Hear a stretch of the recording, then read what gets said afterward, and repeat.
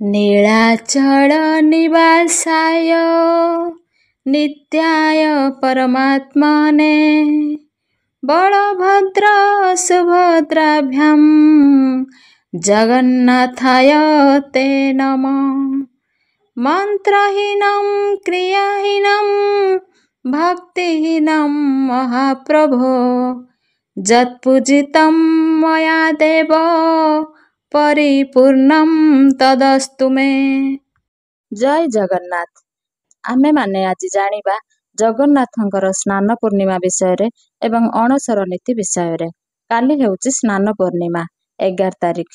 तेणु चलतु आमे माने किछि स्नान पूर्णिमा और अणसर नीति विषय जानिबा। अव्यक्त सनातन धर्मर अपूर्व सिद्धांत श्री जगन्नाथ तत्व।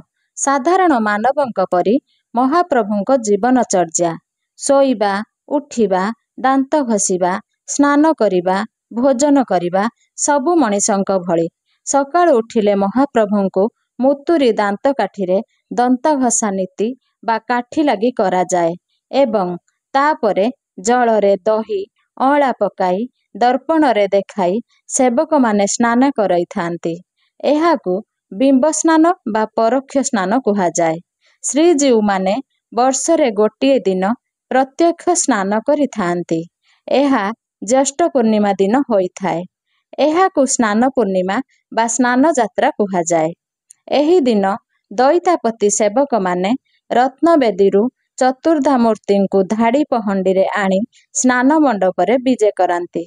पूर्व दिनरु मुदिरथ और सुना गोसाई गराबड़ू सेवक मानक द्वारा उत्तर द्वार रे थिबा शीतल देवींक मंदिर निकटरे अवस्थित सुना कूअरु 108 गरा जल आनी भोग मंडपरे रखा जाई थाए। वर्ष सारा एही कूओ पानी व्यवहार न हेउथिबारु एहाकु पवित्र जल बोली कुहा जाए। सुना कूअरु पानी आनिला बेले सेवक माने मुहरे कपड़ा बांधी थांती। निश्वास बाजिले जल अशुद्ध हो जाए बोली विश्वास रहिछि। तापरे जल को शोधन करा जाए। चंदन कर्पूर केसर और गुआ मिसा जाई जल को सुगंधित करा जाए। वैदिक रीति रे 108 कुंभ को अभिमंत्रित करा जाई एथिरे 13टी जिनिस मिसा जाए। सेगुड़िक हेला अष्टबंध हरिताल बाहाड़ा कृष्ण गुरु आमकली गोरोचना उसीर ताम्रपर्णी देवदारू संचिष्टा मुथा समपर्णी और लोधा। एही अभिमंत्रित शीतल जलरे स्नान करती श्रीजीव माने। लक्ष लक्ष भक्त अपेक्षा करी रही थांती एही मनोरम दृश्य को देखिबा पाई। 108 गरा पानीरु श्री बलभद्रंकु 33 गरा माँ सुभद्रांकु 22 गरा श्री जगन्नाथंकु 35 गरा और सुदर्शनंकु 18 गरा पानी रे स्नान विधि संपन्न करा जाई थाए। कहिबा बाहुल्य जहांक पयररु गंगा मातांक सृष्टि से पुणी भक्त माने पानी ढाली गाधोई देवार लीला करती। बड़ विचित्र ए लीला। महास्नान परे स्नान वेदी रे महाप्रभुंकर गजानन बेश अनुष्ठित हुए। भक्त गणपति भट्टंक उद्देश्य रे एही बेश होई थाए। कुहा जाए भक्त गणपति भट्ट कर्णाटकर एक ब्राह्मण परिवार रे जन्म ग्रहण करिथिले। से थिले प्रभु गणनाथंकर उपासक। थरे से सुनिले जे पुरुषोत्तम क्षेत्र रे स्वयं दारु ब्रह्म विजय करिछंती। सेतेबेले गाड़ी मोटरर सुविधा नथिला। तेणु से चिंता कले पादरे चाली चाली श्रीक्षेत्र आसिबे। आसिबा बाटरे कोउठी कौन मिलिले खाआंती नहेले उपवास रुहंती।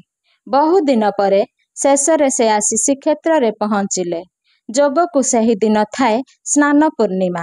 स्नान वेदी रे जेतेबेले गणपति भट्ट प्रभुंकु दर्शन कले से तांकर आराध्य गणेशंकु देखि पारिले नाही। तेणु मन कष्टरे फेरी जाउथिबा बेले प्रभु ब्राह्मण बेशरे तांकु आउ थरे दर्शन करिबा पाई कहिले। गणपति भट्ट फेरी देखिले स्नान मंडपरे चतुर्धा मूर्ति हाथी बेशर विद्यमान। श्रीजीवंकु गजानन बेशरे देखि गणपति भट्ट प्रभुंक पाद तले पड़ीगले। सेही दिन ठारू भक्तर मन रखिबा पाई स्नान पूर्णिमा रे एही हाथी बेश अनुष्ठित होई थाए। ଏହି ହାତୀ ବେଶ ଧାରଣ ପାଇଁ ଶ୍ରୀ ଜଗନ୍ନାଥଙ୍କ ପାଇଁ ଗୋପାଳ ତୀର୍ଥ ମଠରୁ ପୋଷାକ ଆସିଥାଏ ଓ ରାଘବ ଦାସ ମଠରୁ ଶ୍ରୀ ବଳଭଦ୍ର ଓ ମା ସୁଭଦ୍ରାଙ୍କ ପାଇଁ ପୋଷାକ ଆସିଥାଏ। ଆଷାଢ଼ର ନୂଆ ପାଣିରେ ଗାଧୋଇଲେ ଯେମିତି ମଣିଷମାନଙ୍କୁ ଜ୍ୱର ହୋଇଥାଏ, ସେହିଭଳି ମହାସ୍ନାନ ପରେ ଶ୍ରୀଜୀଉମାନଙ୍କୁ ଜ୍ୱର ହୋଇଥାଏ। ଜ୍ୱର ହେଲା ବୋଲି ଜ୍ୟେଷ୍ଠ ପୂର୍ଣ୍ଣିମାର ଅର୍ଦ୍ଧରାତ୍ରିରେ ଶ୍ଵେତପୁଷ୍ପ ଦେଇ ଦଇତାପତିମାନେ ଶ୍ରୀଜୀଉଙ୍କୁ ନିଭୃତ କନ୍ଦର ବା ଅଣସର ଘରକୁ ନେଇଯାଆନ୍ତି। ଆରମ୍ଭ ହୁଏ ଗୁପ୍ତ ସେବା। ଦଇତାପତି ସେବକମାନେ ଅଙ୍ଗଲାଗି ସେବକ ଭାବରେ ପ୍ରଭୁଙ୍କର ସେବା କରନ୍ତି। ଶ୍ରୀଜୀଉମାନେ 15 ଦିନ ପର୍ଯ୍ୟନ୍ତ ଏହି ଅଣସର ଘରେ ରୁହନ୍ତି। ସାଧାରଣ ଲୋକଟିକୁ ଜ୍ୱର ହେଲେ ଯେମିତି ପଥିରେ ରହିବାକୁ ହୁଏ, ସେମିତି ଶ୍ରୀଜୀଉମାନଙ୍କ ପଥିରେ ରହିବାକୁ ହୁଏ। ଅଣସର ଘରେ ଶ୍ରୀଜୀଉଙ୍କର ଓଦା ବସ୍ତ୍ର ଫିଟାଯାଇ ଶ୍ଵେତ ବସ୍ତ୍ର ପରିଧାନ କରାଯାଏ। ପଞ୍ଚମୀ ପର୍ଯ୍ୟନ୍ତ କେବଳ ଚକଟା ମଇଲମ ଭୋଗ ଲଗାଯାଏ। ଶବର ପରମ୍ପରା ଅନୁସାରେ ଭିତରେ କିଛି ବି ମନ୍ତ୍ରଯନ୍ତ୍ର ଘଣ୍ଟା ଘଣ୍ଟି କିଛି ବି ହୁଏନି। ଏପଟେ ଏହି 15 ଦିନ ଭକ୍ତମାନେ ଶ୍ରୀଜୀଉଙ୍କ ଦର୍ଶନରୁ ବଞ୍ଚିତ ହୁଅନ୍ତି। ଏହି ସମୟରେ ଶ୍ରୀମନ୍ଦିରରେ ଠାକୁରଙ୍କର ପଟ୍ଟଚିତ୍ରକୁ ପୂଜା କରାଯାଏ। ଏହାକୁ ପଟିଦିଅଁ ପୂଜା କୁହାଯାଏ। 5 ଦିନ ପରେ ଶ୍ରୀଜୀଉଙ୍କ ଉତ୍ତାପ କମାଇବା ପାଇଁ ଶୀତଳ ସୁଗନ୍ଧଯୁକ୍ତ ଫୁଲୁରି ତେଲ ଲାଗି କରାଯାଏ। ଦଇତାପତିମାନେ ହବିଷ ଖାଇ ଏହି ସେବା କରିଥାନ୍ତି। ପରମ୍ପରା ଅନୁଯାୟୀ ବଡ଼ବଡ଼ିଆ ମଠରୁ ଏହି ଫୁଲୁରି ତେଲ ଆସିଥାଏ।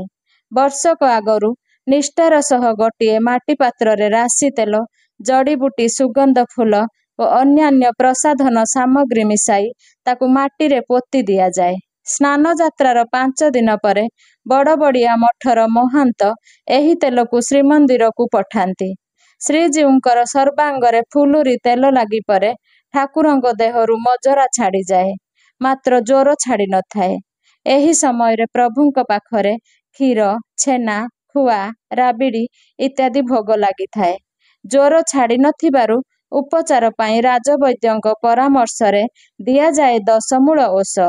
ଏହା ଗୁପ୍ତ ସେବାର ବିଶେଷ ନୀତି। ରାଜବୈଦ୍ୟଙ୍କ ଘରୁ ଆସିଥାଏ ଏହି 10 ମୂଳ ମହୋଷଧି। ଏହି ମହୋଷଧିରେ ରହିଥାଏ 2 କେଜି ଓଜନର ଚେର।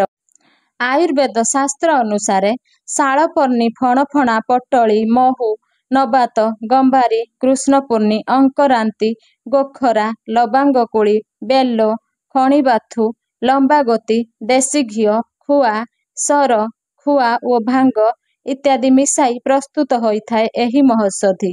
ଏକାଦଶୀ ତିଥିରେ ଲାଗି କରାଯାଏ ଏହି 10 ମୂଳ ଓଷ। ଅନ୍ୟପଟେ ଏହି 15 ଦିନ ବ୍ରହ୍ମଗିରିରେ ଅବସ୍ଥିତ ଅହ୍ଲାରନାଥ ମନ୍ଦିରରେ ଲାଗି ରହେ ଭକ୍ତଙ୍କର ଭିଡ଼। ଶ୍ରୀ ଜଗନ୍ନାଥ ଅହ୍ଲାରନାଥ ରୂପରେ ପୂଜା ପାଆନ୍ତି ଏହି 15 ଦିନ। ଭଗବାନ ସବୁଦିନ ଭକ୍ତର ଅଧୀନ ଭକ୍ତର ମନକାମନା ପୂରଣ ପାଇଁ ଯୁଗେ ଯୁଗେ ଭଗବାନ ବନ୍ଧା ପଡ଼ିଯାଆନ୍ତି ଭକ୍ତ ପାଖରେ। ମନରେ ଥରେ ଭଗବାନଙ୍କ ସାନ୍ନିଧ୍ୟ ଲାଭ କରିବାର ଅଭିଳାଷ ଜାଗି ଉଠିଲେ ଗନ୍ତବ୍ୟ ପଥ ଯେତେ ଜଟିଳ ହେଲେ ମଧ୍ୟ ମନ କେବଳ ସେହି ଦିଗରେ ହିଁ ଧାଇଁଥାଏ। ଏଥିପାଇଁ ନୀତିପୂର୍ଣ୍ଣ ଜୀବନଯାପନ ତଥା ଏକାଗ୍ରତା ଜୀବକୁ ପରମ ସହିତ ଭେଟ କରିବାରେ ସହାୟତା କରିଥାଏ। ସେହିପରି ଭକ୍ତ ମାଧବ ଦାସ ଫଳାହାରୀ ମଠର ମହନ୍ତ ଗୋସାଇଁ। ଫଳାହାର କରନ୍ତି ବୋଲି ଏହି ମଠର ନାମ ଏପରି ହୋଇଛି। ସାରା ଜୀବନ ମାଧବ ଦାସ ଶ୍ରୀ ଜଗନ୍ନାଥଙ୍କ ନାମ କୀର୍ତ୍ତନରେ ନିଜକୁ ବୁଡ଼େଇ ରଖିଥିଲେ। ନାମ ଭଜନ ହିଁ ତାଙ୍କର ଏକମାତ୍ର ଧ୍ୟାନ ଥିଲା। ଫଳାହାର କରୁଥିବାରୁ ସେ ଶତାଧିକ ବର୍ଷ ବଞ୍ଚିଥିଲେ। ବୃଦ୍ଧ ହୋଇଯିବା ପରେ ଏକଦା ମାଧବ ଦାସ ଅତିସାର ରୋଗରେ ପୀଡ଼ିତ ହୋଇ ପଡ଼ିଲେ। ଯେତେବେଳେ ଉପଚାର କଲେ ମଧ୍ୟ କୌଣସି ଫଳ ମିଳିଲା ନାହିଁ। ତଥାପି ପ୍ରତୀକ୍ଷଣ ନାମରେ ସେ ନିଜକୁ ନିମଜ୍ଜିତ କରି ରଖିଥିଲେ। ଏତେ କଷ୍ଟ ମିଳିଲା ଯେ ସେ ଆଉ ସହି ପାରୁନଥିଲେ। ଦିନେ ସେ ଦେଖିଲେ କଳା ଧଳା ଭାଇ 2 ଜଣ ଆସି ତାଙ୍କର ସେବା କରୁଛନ୍ତି। ନିଜର ଧ୍ୟାନ ଶକ୍ତି ବଳରେ ମାଧବ ଦାସ ଚିହ୍ନି ପାରିଲେ ଯେ ସ୍ୱୟଂ ମହାପ୍ରଭୁ ଆସି ତାଙ୍କର ସେବା କରୁଛନ୍ତି। ବିଚଳିତ ହୋଇ ଉଠିଲେ ସେ। ହାତ ଯୋଡ଼ି ପ୍ରାର୍ଥନା କଲେ, ପ୍ରଭୁ ମୋତେ ଆଉ ଦୁଃଖ ଦିଅ ନାହିଁ, ଏ କଷ୍ଟରୁ ମୋତେ ମୁକ୍ତି ଦିଅ। ପ୍ରଭୁ ଉତ୍ତର ଦେଲେ, ସେ ଶକ୍ତି ଆମର ନାହିଁ। ଏ ମର ସଂସାରରେ ତୁମେ ଯେତେ ଦିନ ତୁମର କର୍ମଫଳ ଭୋଗି ନ ସାରିଛ, ସେତେ ଦିନ ପର୍ଯ୍ୟନ୍ତ ତାକୁ ବ୍ୟତିକ୍ରମ କରିବାର କ୍ଷମତା ଆମର ନାହିଁ। ଅବଶ୍ୟ ତୁମର ରୋଗ ଯନ୍ତ୍ରଣା ଆମେ ଭୋଗ କରିପାରିବୁ। ଏହା କହି ବାଳକ 2 ଜଣ ଚାଲିଗଲେ। ସେହି ସମୟରୁ ଧୀରେ ଧୀରେ ମାଧବ ଦାସ ଭଲ ହେବାକୁ ଲାଗିଲେ।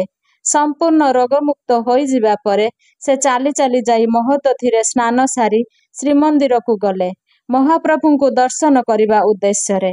ମାତ୍ର ଏ କ'ଣ, ଶ୍ରୀମନ୍ଦିରର ଭିତର ଦ୍ୱାର ବନ୍ଦ ଅଛି। ତେଣୁ ସେ ଉଚ୍ଚ ସ୍ୱରରେ ଡାକ ପକାଇଲେ, ହେ ମହାପ୍ରଭୁ, ଏ ଅଧମକୁ ଟିକେ ଦର୍ଶନ ଦିଅନ୍ତୁ। କେତେ ଦିନ ହେଲା ଦର୍ଶନ କରିନାହିଁ, ଟିକେ ଦର୍ଶନ ଦିଅ ପ୍ରଭୁ। ଭିତରୁ ବଡ଼ପଣ୍ଡା ଉତ୍ତର ଦେଲେ, ଦର୍ଶନ ମିଳିପାରିବ ନାହିଁ, ଠାକୁରଙ୍କୁ ଜ୍ୱର ହୋଇଛି। ବଡ଼ପଣ୍ଡାଙ୍କ ଉତ୍ତର ଶୁଣି ଚକିତ ହେଲେ ମାଧବ ଦାସ। ମନେ ପଡ଼ିଗଲା ଆଜକୁ 4 ଦିନ ତଳେ କଳାଧଳା ବାଳକ 2 ଜଣ କହିଥିବା କଥା। ସେ କଥା ପରଠୁ ସେ ସୁସ୍ଥ ହୋଇ ଉଠିଲେ। ମାତ୍ର ପ୍ରଭୁଙ୍କୁ ଜ୍ୱର। ଏବେ ସେ ଜାଣିପାରିଲେ ତାଙ୍କୁ ଭଲ କରିଦେଇ ପ୍ରଭୁ ଜ୍ୱରରେ ପଡ଼ିଛନ୍ତି। ଏକଥା ଚିନ୍ତା କରି ସେହିଠାରେ ମୂର୍ଚ୍ଛିତ ହୋଇ ପଡ଼ିଗଲେ ଭକ୍ତ ମାଧବ ଦାସ। ସେହି ମୂର୍ଚ୍ଛିତ ଅବସ୍ଥାରେ 15 ଦିନ ପଡ଼ି ରହିବା ପରେ ସେ ଇହଲୀଳା ସମ୍ବରଣ କଲେ। ସେହି ଦିନଠାରୁ ଆଜି ପର୍ଯ୍ୟନ୍ତ ଏହି 15 ଦିନ ଶ୍ରୀଜୀଉଙ୍କୁ ଜ୍ୱର ହୁଏ ଏବଂ ଅନବସର ନୀତି ପାଳନ ହୁଏ। ଠାକୁରଙ୍କ ଅଣସର ଘରେ ରୁହନ୍ତି। ଏହି 15 ଦିନ ଶ୍ରୀମନ୍ଦିରରେ ପଟିଦିଅଁ ପୂଜା ପାଇବାର ବିଧି ଓ ପରମ୍ପରା ରହିଛି। ଯୁଗେ ଯୁଗେ ଏହିଭଳି ଭଗବାନ ଭକ୍ତ ପାଇଁ ଲୀଳା କରି ଆସୁଛନ୍ତି। ସ୍ନାନ ପୂର୍ଣ୍ଣିମା ଓ ଅଣସର ନୀତିର ବିଷୟ ସମ୍ପୂର୍ଣ୍ଣ ହୋଇଛି। ଆପଣମାନଙ୍କୁ ଯଦି ଭଲ ଲାଗିଥାଏ ତାହେଲେ ଲାଇକ୍ କରିବେ, କମେଣ୍ଟ କରିବେ, ସବସ୍କ୍ରାଇବ୍ କରିବେ। ମୁଁ ଆପଣମାନଙ୍କ ପାଇଁ ଆହୁରି ବହୁତ ଠାକୁରଙ୍କର ବହୁତ ଭଲ ଭଲ କାହାଣୀ ନେଇ ଆସିବି। ରହୁଛି। ଜୟ ଜଗନ୍ନାଥ।